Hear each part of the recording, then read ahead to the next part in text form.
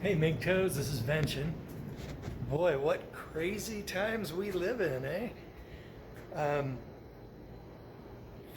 Of course, the left will continue and the establishment will continue being hostile to freedom and everything we stand for.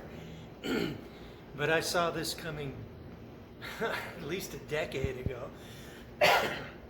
And I've been actively and, well, passively pulling my support for their system, because the society in the United States and the West stopped being my society years ago.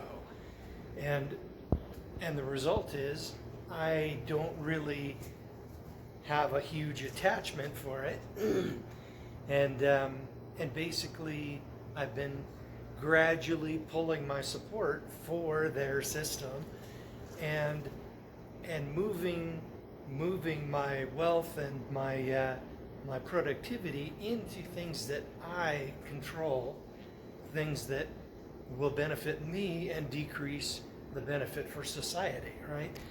For example, as I was working my mechanic job and seeing 2008 coming, well, even before then, I was actively paying my mortgage down. Like in the condo, I had a lot of surplus income because I'm a MGTOW, and I realized that every time that you take $1 and use it to pay off debt, that decreases the velocity of money, and it knocks out some of my debt. So basically it helps me and indirectly harms the system that they want us to participate in. So basically, yeah, every time you use $1 to pay off debt, you destroy that dollar. And but if you use that money to buy something or a service or a good on the economy, basically you have to pay sales tax for that, and then local government and all the abuses that they get to perpetrate, benefits, and and then of course whoever you pay it to has to pay income tax and Social Security tax and Medicare tax and taxity tax, and the feds benefit from that, right? And then they can use that money to make more oppressive rules against men and push their foreign wars and killing people that I have no quarrel with. With the money that I would spend for that they would spend for their income tax, and then those people would spend the money, and then they would pay sales tax, and then they would pay income tax, and then the people they spend the money to would pay sales tax and income tax. But when I used that money to pay off debt, it stops, right? The dollar that I used to pay off my debt on the mortgage is effectively destroyed, so it does not continue to go on and fund the system for several more hops before somebody uses it to pay off debt, right? So the result was my debt decreased, and I ended up paying my 30-year mortgage off in 11 years with without hardly even trying, because of my low expense MGTOW lifestyle, plus my frugal lifestyle, and the result was, once I ended up paying off the mortgage in the condo, I think that I did that by 2010, I was living comfortably on 30% of my mechanic wages. And I was using some of that to buy silver and but that was before I got clued in on Bitcoin. And then basically I was paying off, I was like buying silver, and that is something that doesn't benefit the government. And one of the cool things about my crazy leftist state is that it has no state income tax. I mean, and it also has no sales tax on precious metals. So the only thing I had to pay when I would buy silver would be the markup of the coin shop that I bought the silver from. And considering all the fake ass silver out there, I didn't buy it from an individual, because the silver shop, the coin shop, was the only way I could really be sure that I was getting real silver. And so the result was, precious metals just aren't as good a solution as Bitcoin. And then, right around 2012, I started getting clued in on Bitcoin, and I put it on my to-do list, and I was intending to buy Bitcoin, but I never got around to it because I was procrastinating.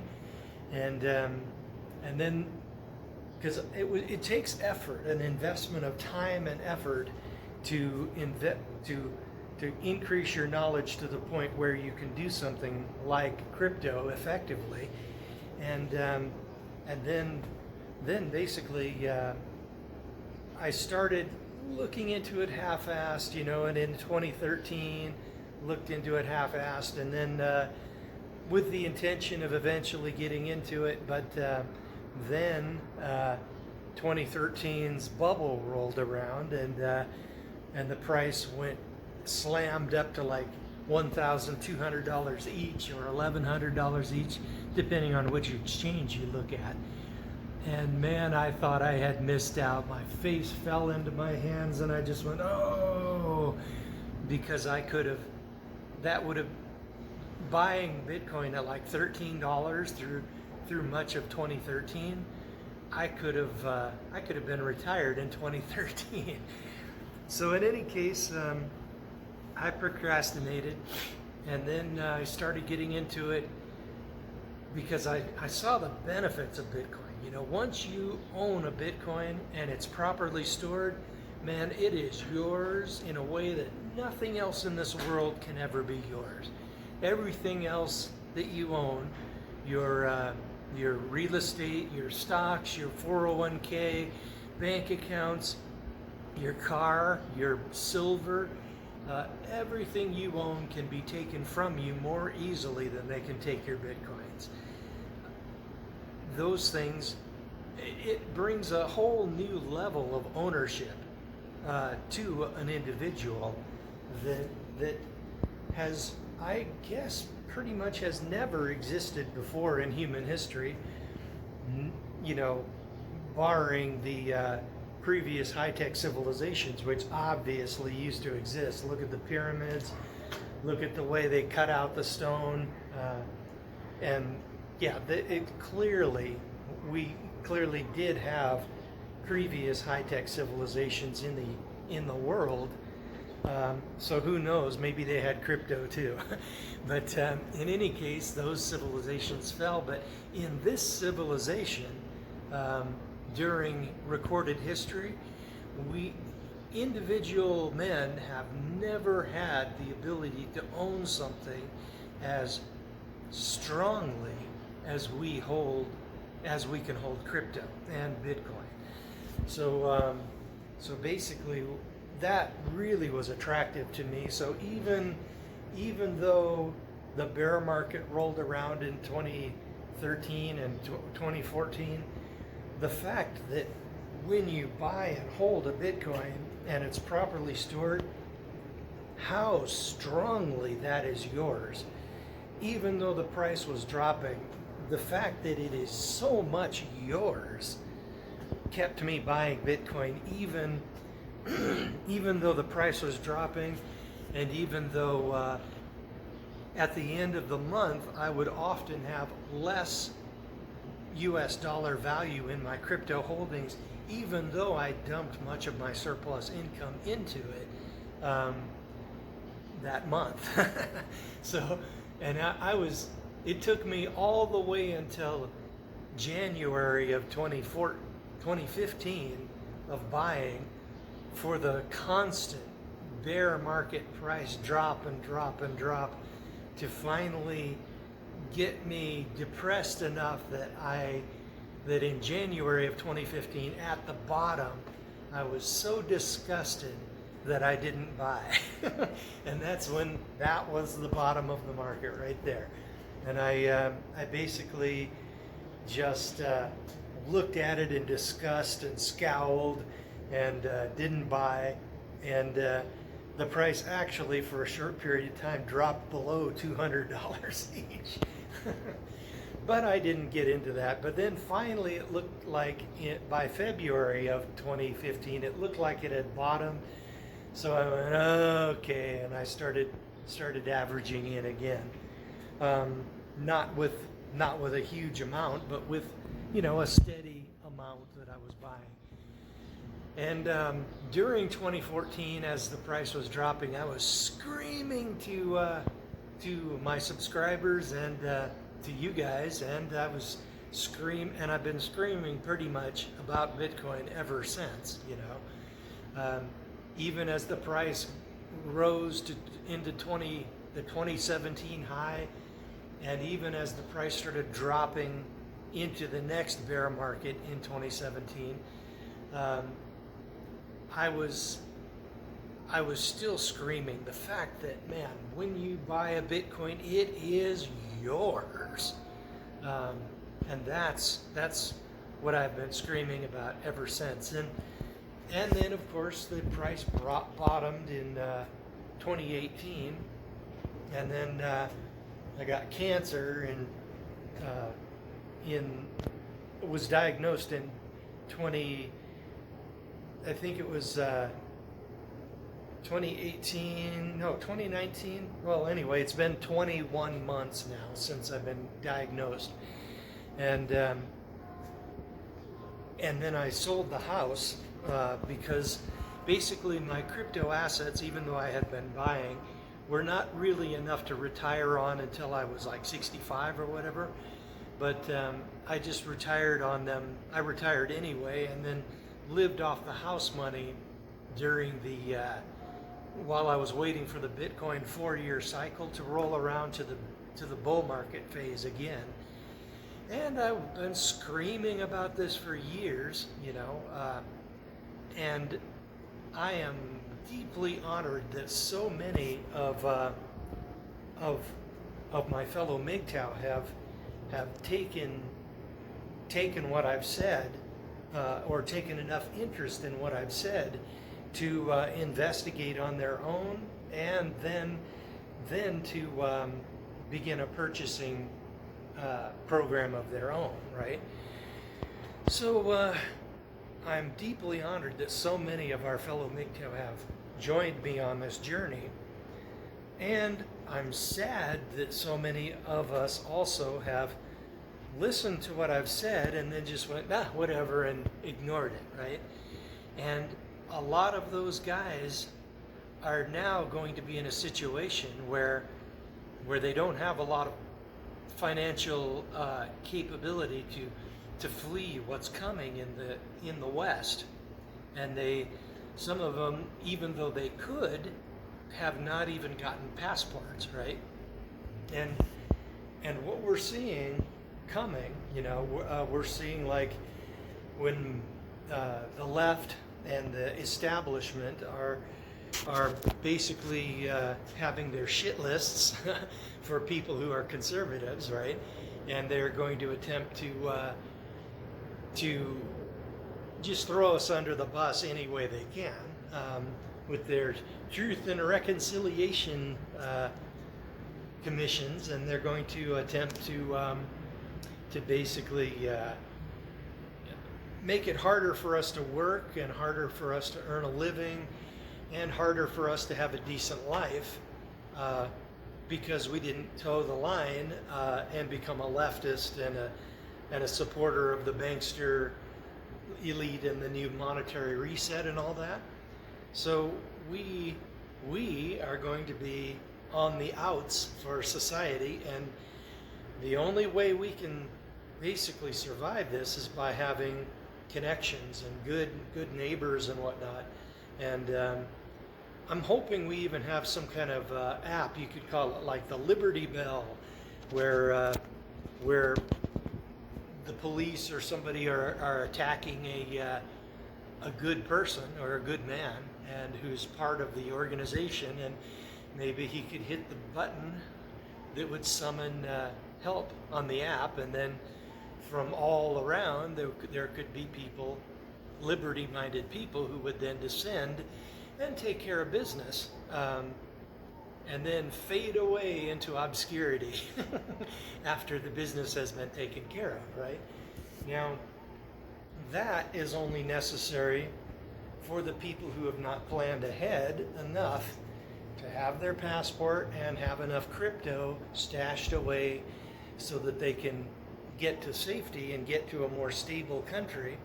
And some people are saying, oh, it's going to be worldwide. Oh, there will be no safety anywhere in the world, right? But I suspect that's not going to happen within our lifetimes, if ever, because totalitarian societies are weaker than free market societies. So those free market societies will have a greater ability to compete against totalitarian societies. And but they're going to have to be careful about infiltration, which is what brought the United States down. So so basically, those of us who planned ahead can now live in other countries like I am, and although I may be coming back to like close out my assets and maybe do a year of that wandering mechanic thing. But I am not certain, you know.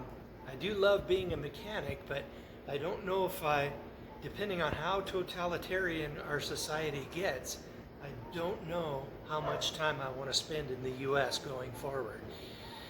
So, but the thing is, I've been planning sort of for this for a long time, because the society that is in the West, you know, the society that is going now stopped being my society probably 20 years ago or more. It belongs to other people now. So that's why I was pulling my support for it, you know, year by year, month by month, I would pull my support and not help that society along, and secure my wealth in ways that are much more difficult to seize. For example, gold and silver, vastly more difficult for the feds or anybody to seize than the online things like all your banking and all of your 401ks and IRAs and all of that stuff can be seized electronically with just a court order, and boom, the banks will just hand it right over. But if you have gold and silver, they have to actually look for it and try to find it, and then try to question you to find it, and then they have to even know that you have it in the first place, right?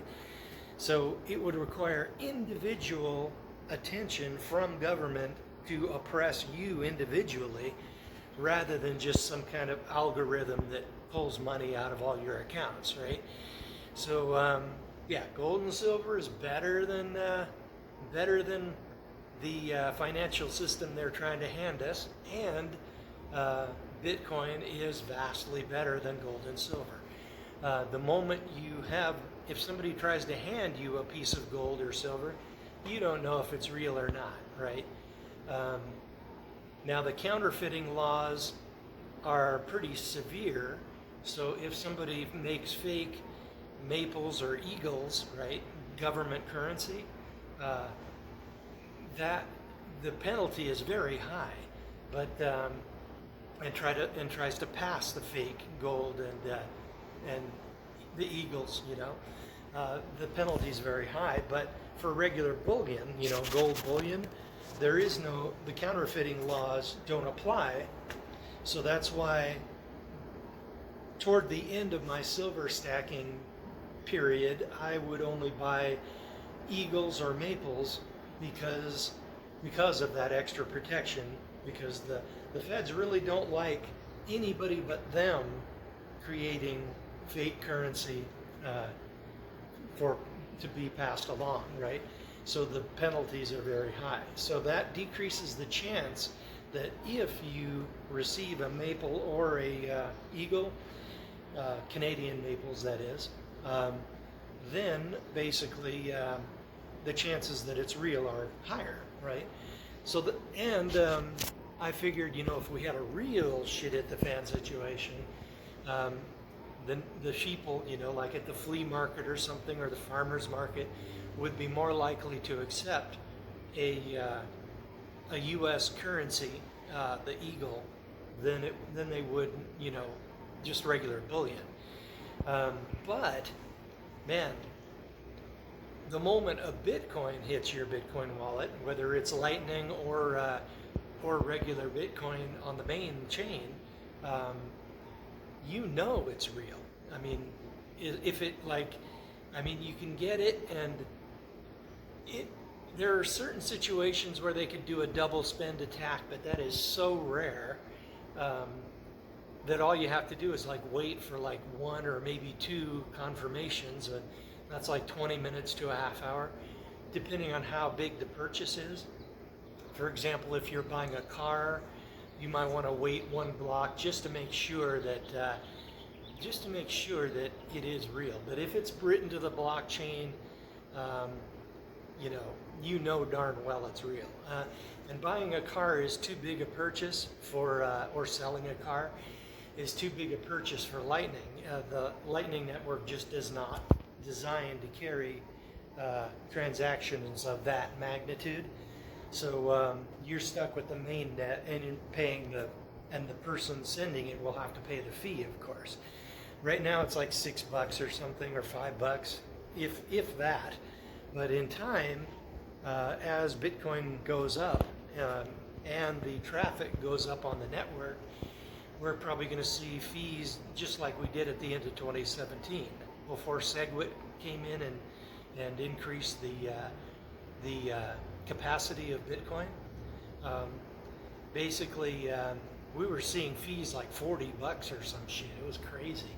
But now we have Lightning, so smaller purchases, I can just pay one fee and then charge my Lightning wallet, up to a $500, $800 or whatever, and then I can make purchases right and left, and send tips to other YouTubers and whatnot, and for a month, and I will only have to have paid that one fee.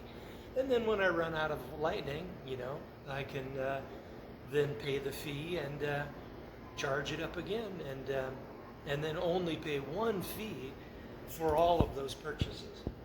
Right now, I'm riding all over this city with Uber, with gift cards bought with Lightning, and I can order Uber Eats, although the nutrition available on Uber Eats is not as good as what I can cook for myself, or what I can order in person, because you can ask, can you substitute those potatoes for steamed broccoli? And they'll say, oh, certainly, usually.